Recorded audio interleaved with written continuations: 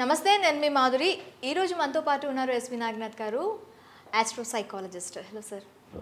Sir, spirituality మనకి ఒక్కొక్కరి దగ్గరికి వెళ్తే అసలు స్పిరిచువాలిటీ ఏంటి అంటే ఒక్కొక్కరు అంటే మనం ఒక కాలేజ్ స్టూడెంట్ దగ్గరికి వెళ్తే ఒక రకంగా చెప్తారు, ఒక పండు ముసలి దగ్గరికి వెళ్తే ఒకలా చెప్తారు, మిడిల్ ఏజ్ వాళ్ళు ఒకలా చెప్తారు, ఒక్కొక్కరు ఒక్కొక్క విధంగా వాళ్ళకి అన్వయించుకొని చెప్తున్నారు. అసలు స్పిరిచువాలిటీ అంటే ఏంటి?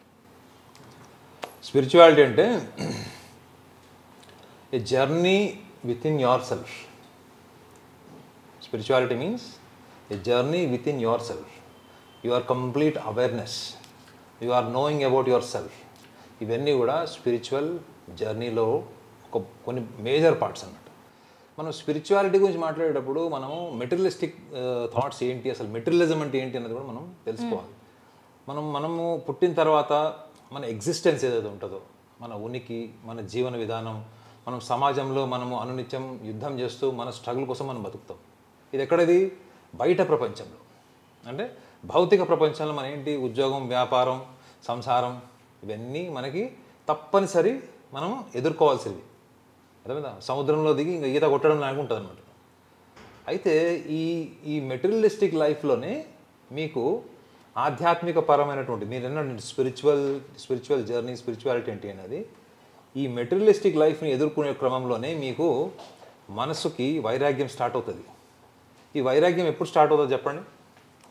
మన దగ్గర సిచ్యువేషన్స్ ఎదుర్కోలేని సమయంలో వైరాగ్యం అనేది బయటపడుతుంటుంది ప్రతి ఒక్కరు. అంటే నిజమైన వైరాగ్యం ఏంటంటే మనకి లైఫ్లో ఇంటెన్స్ సక్సెస్ వచ్చినప్పుడు, ఇంటెన్స్ ఐడెంటిటీ వచ్చిన వాళ్ళకి ఎక్కువగా జీవితం మీద కంట్రోల్ ఉంటుంది, బ్యాలెన్స్ ఉంటుంది.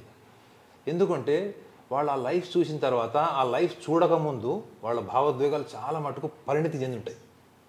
Before success what was your mind, and after attaining the core success, the core identity. ఈ జర్నీలో మీరు ఏమి కోల్పోతారు చెప్పండి, ఏమి తెలుసుకుంటారు? మీరు కోల్పోయేది మీ వాళ్ళని. మీరు చూసుకోండి, ప్రపంచంలో బాగా పేరు, డబ్బు సంపాదించిన వాళ్ళందరూ కూడా మేజర్ పార్ట్ అందరూ అనట్లేదు, 80% వాళ్ళు వాళ్ళ చుట్టుపక్కల వాళ్ళకి దూరం అయిపోతారు ఫస్ట్. స్నేహితులు, బంధువులు, తల్లిదండ్రులు కూడా, చివరికి పిల్లలు కూడా. సో ఎప్పుడైతే మీకు ఈ భావబంధాలను ఎందుకు చెప్పాను, మీకు పెళ్ళైనప్పుడు మీకు భావబంధాల మీద అంత ఇది ఉండదు మేడం. పిల్లలు పుట్టాక మీకు స్టార్ట్ అవుతుంది, గుర్తుపెట్టుకోండి. ఎప్పుడైతే మీకు తెలియని ఒక కంప్లీట్ ట్రాన్స్లోకి వెళ్ళిపోతారు మీరు, ఆ ఎమోషన్లో ఒక ట్రాన్స్లోకి వెళ్ళిపోతారు మీరు.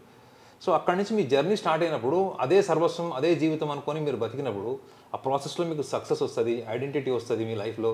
ఆ ఐడెంటిటీలో కూడా ఇమ్మెన్స్ ఐడెంటిటీ వస్తుంది. అప్పుడు ఈ ప్రాసెస్లో మీరు ఏది నాది అనుకున్నారు, ఏదైతే నాకు పూర్తిగా సంపూర్ణమైన అధికారం ఉంది, ఇది నాది, this is belong to me అని మీరు అనుకుంటారు చూడండి, దాని రియల్ ఫేస్ మీ ఇమాజినేషన్ ఎప్పుడైతే మ్యాచ్ అవుతాయో, అంటే అసలు రూపం ఏంటి, మీ ఊహ ఏంటి, మీ డెల్యూషన్ ఏంటి, రియాలిటీ ఏంటి. డెల్యూషన్ రియాలిటీ ఎప్పుడైతే వార్ అవుతుందో అప్పుడు మీకు జీవితం పట్ల అప్పటిదాకా రొటీన్గా ఉన్న థాట్ ప్రాసెస్ అంతా కూడా మీకు డిటాచ్మెంట్ ఫామ్లోకి స్టార్ట్ అవుతుంది journey. You are attached with the family, friends, benefactors and everybody else, but you are seeing a different colour. ఇది బేసికల్గా మీకు స్పిరిచువల్ జర్నీకి పడేటువంటి బీజం. చాలామంది స్పిరిచువాలిటీ అంటే ఏమనుకుంటారంటే ముక్కు మూసుకోవడం, ఆ గ్రంథాల్లో రాసినవన్నీ చదువుకోవడం, ఇవన్నీ అనుకుంటారు. స్పిరిచువాలిటీ అన్నది మీరు బేసిక్ లెవెల్ నుంచి కూడా ప్రాక్టీస్ చేయొచ్చు. Okay, what ever you give, what ever you sacrifice, forgiveness కావచ్చు, మీరు ఇంట్లో మీరు ఎవరైనా బాగా మీకు నచ్చని వాళ్ళు ఎవరైనా ఉంటారు, వాళ్ళు మీరు క్షమించారనుకోండి, that is the spiritual practice. మీకు తెలుసు ఏదో ఒక రోజు ఈ జీవితంలో మనం ఈ ప్రపంచం నుంచి వెళ్ళిపోతామని. మీరు ఆ రియాలిటీలో ఉండడం. ఎప్పుడైతే రియాలిటీలో ఉంటారో మీలో పొసెసివ్నెస్ తగ్గిపోతుంది, జెలసీ తగ్గిపోతుంది, యాంగర్ తగ్గిపోతుంది, you will become more flexible. Okay, ఇంకొకటి ఏంటి, మీకు మనకి అన్నిటికంటే మనం వదులుకోలేదు ఏంటంటే మన ఐడెంటిటీ. మనకి ఎవడన్నా ఎక్కువ గౌరవం ఇవ్వలేదు, పొగడలేదు, ఇది మీకు బాగా ఉన్నట్టు బాగా నవ్వుతున్నారు. సో మనం ఊహించుకున్నంత ఇంపార్టెన్స్ ఇవ్వలేదు. పాపం వాడు ఇంపార్టెన్స్ ఇస్తాడు.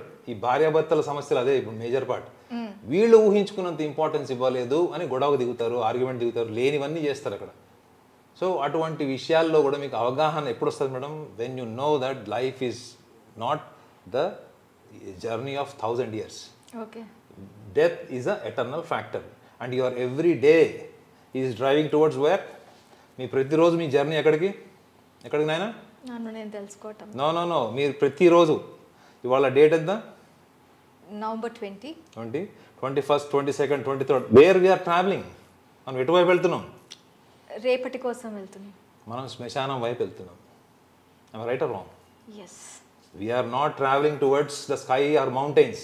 We are every day our journey towards the graveyard. మనం వెళ్ళాల్సింది అక్కడికే. మనం ఎన్ని చక్రాలు తిప్పి ఎన్ని స్టీరింగ్ తిప్పినా ఫ్లైట్లో వెళ్ళినా ల్యాండింగ్ మాత్రం అక్కడే. ఓకే. సో ఇది వైరాగ్యము, మనము ఆధ్యాత్మికము, మనం మాట్లాడుతున్నాం కదా, వైరాగ్యము ఆధ్యాత్మికము, లేకపోతే మెటీరియలిస్టిక్ థింకింగ్ అంటే వ్యవహారం. అసలు చాలామంది ఈ చిన్న చిన్న లాజిక్స్ మిస్ అవుతున్నారు. అంటే సభ్య సమాజంలో వాళ్ళ లైఫ్లో సక్సెస్ కోసం కష్టపడతారు, పేరు కోసం కష్టపడతారు, హ్యాపీనెస్ అని కొత్తగా తయారు చేశారు ఇప్పుడు చూసారా. I want to be joyful, I want to be happy, I want to be this. You can never be happy madam. Psychologically you will never be happy without doing the best performance for yourself, for your environment. Yes. Why you want to always tries to be happy? Music in happy ఉంటాను, journey చేసి happy, జర్నీకి వెళ్ళి కూడా అక్కడ పెళ్ళాన్ని తిట్టుకుంటుంటాడు, జర్నీకి వెళ్ళి కూడా మగవాడిని తిట్టుకుంటుంటారు. What is the happiness? You are in the most beautiful place of the nature, but what is thought process is like burning in your mind. పక్క వాళ్ళని తిట్టుకోవడంలో అయిపోతుంది. ఇది స్పిరిచువాలిటీ అని ఎంత రాంగ్ డైరెక్షన్లోకి పోతున్నారంటే చాలామంది. ఇక వృద్ధాప్యం వచ్చిన వాళ్ళందరికీ వాళ్ళకి ఆల్రెడీ బాడీ మజిల్ అంతా బోన్ అంతా కూడా వాళ్ళకి ఆటోమేటిక్గా వద్దన్నా వైరాగ్యం వైపు తీసుకెళ్తుంది, ఆధ్యాత్మికం వైపు తీసుకెళ్తుంది, అందులో డౌట్ లేదు. కానీ నేను చెప్పేది ఏంటంటే చాలా టీనేజర్ డ్యూరేషన్లో ఉన్నవాళ్ళు, యంగ్ ఏజ్లో ఉన్నవాళ్ళు, మిడిల్ ఏజ్కి వస్తున్న వాళ్ళు కూడా ఎవరో చెప్పింది ఏదో పుస్తకంలో ఉన్నది మాత్రమే స్పిరిచువల్ వాళ్ళు దాంట్లో ఐడెంటిఫై అయిపోయి దాన్నే సర్వస్వం అనుకొని వాళ్ళకి కళ్ళ ముందు ఉన్నటువంటి వాస్తవాలు, వాళ్ళ జీవిత అనుభవాలు, వాళ్ళ విచక్షణ, ఆలోచన పరిజ్ఞానం పక్కన పెట్టి ఒకళ్ళని ఫాలో అవ్వడానికి ఇష్టపడుతున్నారు. చూడండి, నేను వాళ్ళకి చెప్తున్నా, ఇది మీరు ఈ జర్నీలో మీరు ఇవన్నీ కనుక గమనించి ఈ చిన్న చిన్న ఫండమెంటల్స్, ఎవడో బాగా శత్రువు ఉంటాడు, సరే పోనీ లేకపోయింది క్షమించి వదిలేసి, that is the spiritual journey. Okay. మీరు ఏదన్నా ఒక 1000 రూపాయలు సంపాదించారు, 10 రూపాయలు ఇచ్చాయి.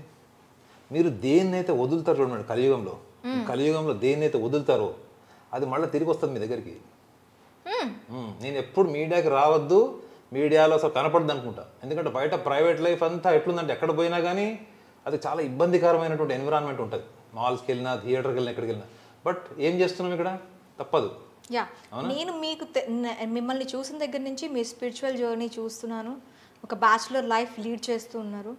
అయితే మీరు మిగతా వాళ్ళతో ఏంటి డిఫరెన్స్? అంటే మిమ్మల్ని ఎలా డిఫరెన్షియేట్ చేసుకుంటారు మిగతా వాళ్ళతో? You are achieving everything in your life. అంటే మీరు అన్నారు మెటీరియల్ స్టిక్స్లోని ఎక్కువగా ఇన్వాల్వ్ అయిపోయి మన ఐడెంటిటీ మనం ఏంటో తెలుసుకోలేక ఏది కనిపిస్తే దాన్ని స్పిరిచువల్ అనుకుంటున్నామో అనేది చెప్పారు మీరు. సో మీరు ఎలా డిఫరెంట్ ఇన్ దిస్? అంటే నా జర్నీ, అంటే నా లైఫ్ జర్నీలో నాకు మోర్ దాన్ 60% సాధువులు, సన్యాసులు, నాకంటే అంటే ఇప్పుడు నా బెస్ట్ ఫ్రెండ్స్ ఏజ్ ఎంత ఉంటుంది? 60-70 ఏళ్ళ వాళ్ళు నా బెస్ట్ ఫ్రెండ్స్. అంటే వాళ్ళందరూ కూడా మంచి, చూస్తే మీకు గుర్తుపట్టలేరు. అంటే నా వేవ్ లెంత్, అంటే నా ఆలోచనకి దగ్గరగా ఉండేవాళ్ళు ఎక్కువగా, వాళ్ళే నా లైఫ్లో ఎక్కువ కలిశారు. వాళ్ళతో టైం జర్నీ జరిగింది, ఎంత జరిగింది. నాకు వేరే వాళ్ళకి మీరు ఏం తేడా అని మీరు చెప్తున్నారు కదా. ఎగ్జాంపుల్, నేను లైఫ్లో చాలా పుస్తకాలు చదివాను. అంటే చాలా అంటే కొన్ని వందలు చదవలేదు, కొన్ని పుస్తకాలు చదివాను. వాళ్ళ ఫిలాసఫీ ఏంటి, వాళ్ళ ఐడియాలజీ ఏంటి, ఈ స్పిరిచువల్ గ్రంథాలు ఏంటి, అవి కొన్ని ఫండమెంటల్గా నేను చదివాను. ముఖ్యంగా సైకాలజీ బుక్స్, ఎందుకంటే క్వాలిఫైడ్ సైకాలజిస్ట్ కాబట్టి అది ఎక్కువ చదువుకున్నాను. అందులో నేను చూసింది ఏంటంటే నా జీవితం, నా బాల్యం, నేను బాల్యం నుంచి కౌమారం, యవ్వనం స్టేజ్కి వచ్చి ఈ స్టేజ్కి వచ్చిన తర్వాత ఈ జర్నీలో నేను ఏమేమైతే ఎన్కౌంటర్ అయ్యానో, ఏమేమైతే రియలైజ్ అయ్యానో, నేను ఏం ఊహించుకున్నానో చిన్నప్పుడు, ఊహించుకుంటూ పెరిగినటువంటి ఆలోచనలు ఏంటి, వాస్తవాలు ఏంటి, సభ్య సమాజం ఏంటి, అసలు హోల్ యూనివర్స్ ఏంటి, ఇవన్నీ నేను తెలుసుకునేటువంటి ఇది నేను ఫాలో అవుతాను.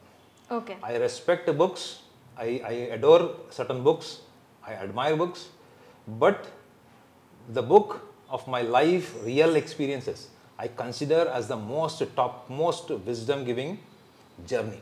ఓకే. ఇది నేను ఎక్కువగా పెడతాను. మీరు ఎవరినైనా కలవాలి, గొప్ప వాళ్ళని, వాళ్ళు ఏదో ఒక పుస్తకంలో థియరీయో లేకపోతే ఏదో శ్లోకమో ఏదో చెప్తారు. అవును, మీ కేస్ హిస్టరీస్ కూడా చూస్తూ ఉంటాను.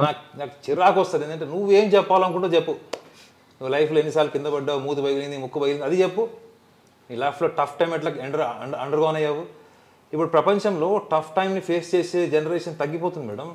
టఫ్ టైంని ఫేస్ చేయలేకనే కదా ఈ smoking addiction, drug addiction, alcohol addiction and committing suicides, depression, ఇవన్నీ ఎక్కడి నుంచి వస్తున్నాయి? Because you don't want to be in the reality. రియాలిటీలో బతకదలుచుకోలేదు. నేను ఊహించిన ప్రపంచం కోసం ఎత్తుకుతా, అది ఎప్పటికీ జరగదు. సో నా జీవితం, నా అనుభవము, ఈ సభ్య సమాజంలో మనం ఎదుర్కొంటున్నటువంటి వాస్తవాలు ఉంటాయి చూడండి, ఇవి రెండింటితో బాగా మ్యాచ్ అయినప్పుడు, ఫైట్ అయినప్పుడు నా వ్యక్తిగత జీవితం, ఏదైతే జీవితం నేర్పించిన గ్రంథము, అది గెలవడం వల్ల నేను ఇంకా మీకు ఇంటర్వ్యూ చేస్తాను. Okay sir, thank you very much.